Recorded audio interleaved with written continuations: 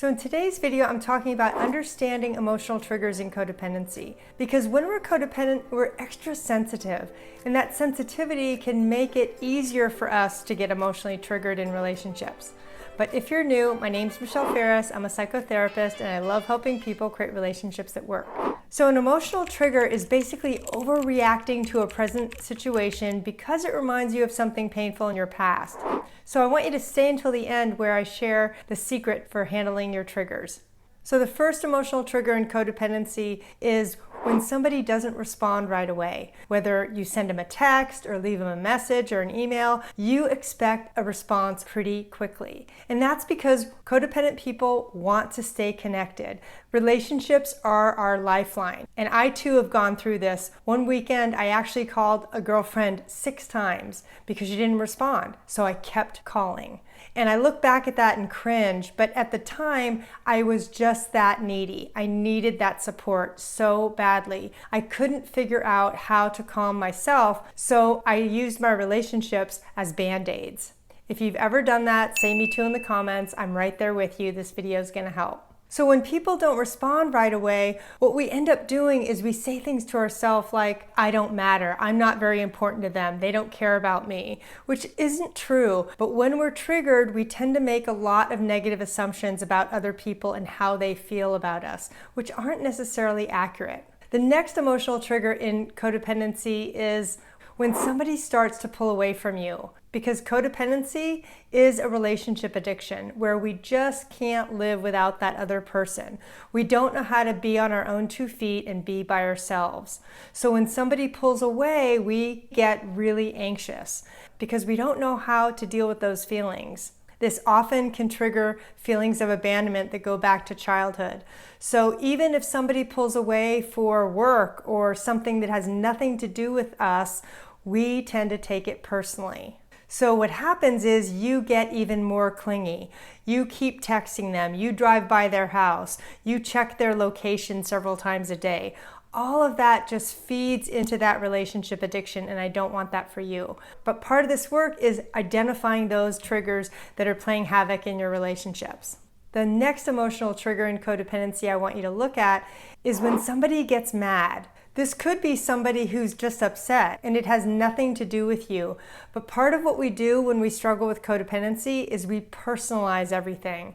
So when somebody else is upset, we automatically assume it's about us, even when it isn't. And there's no evidence to support that. This often goes back to childhood because we're really good at taking the emotional temperature in the room. Because if you grew up in a dysfunctional family, you most likely had to do that to stay safe.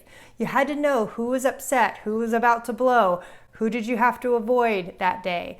Because sometimes knowing where other people were at emotionally helped you avoid the abuse. So fast forward into adult relationships, when somebody gets mad, you start to feel unsafe.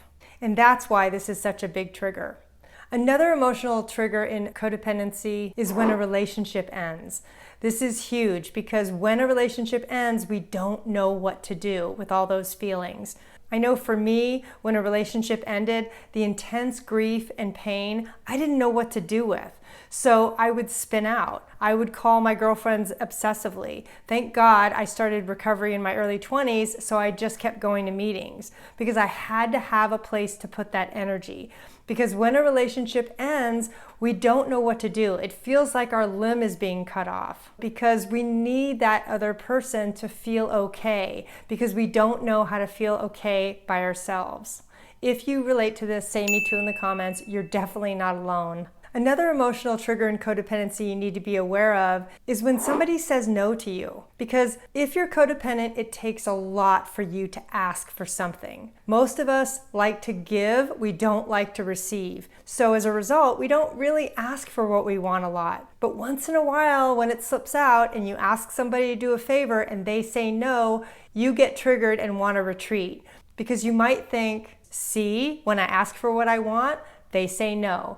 And it just reinforces that belief that you shouldn't have any needs and you shouldn't ask for anything in relationship. And that's not healthy. A healthy relationship is based on give and take, not just giving. But when you're codependent, putting your needs out there feels extra vulnerable. And a lot of us avoid that. And this is part of the reason why I recommend support groups like Al-Anon and Coda so much, because you need to have a place to put your energy, your wants, your desires, and talk through them in a safe place. Because that's what I want for you in recovery. Now, another emotional trigger in codependency is when you make a mistake. This one triggers a lot of shame and self-hate because we tend to expect way too much of ourselves, which borders on perfectionism. We think we have to be perfect in order to be enough. I know years ago I made a huge mistake about my rental property in Tahoe, and it was such a great barometer of my recovery because I didn't plummet into shame.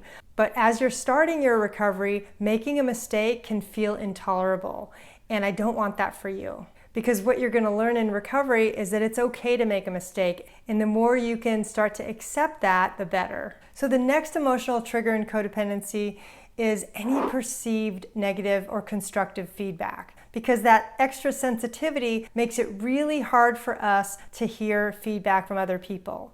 For instance, maybe you had a glowing work review, but the few areas that they wanted you to work on devastated you because it made you feel wrong, like you didn't do your job well enough. But let's face it, nobody's perfect, and there's always going to be some areas that we need to improve on. But any perceived negative feedback can go all the way back to childhood, especially if you were criticized a lot. You may hear criticism even when there isn't any because you're extra sensitive to it, because that's what happened a lot in your childhood. If this is you, say me too in the comments. I totally understand. So now I'm going to give you the secret for how to handle your triggers. You need to connect the present upset to its original source. So what I mean by that is if your partner said something hurtful and you have a huge reaction to that, I want you to do some writing and I want you to trace back where you felt that before. Because most likely what's happening is it's not just what your partner is telling you in the moment, though it might be understandable to be hurt. If you're off the chart hurt, that's what tells you it's a trigger. So you need to find what present pain is connected to in your past. And so what I want you to do is I want you to go watch my next video on healing your triggers to know exactly how you can do that. Thanks so much.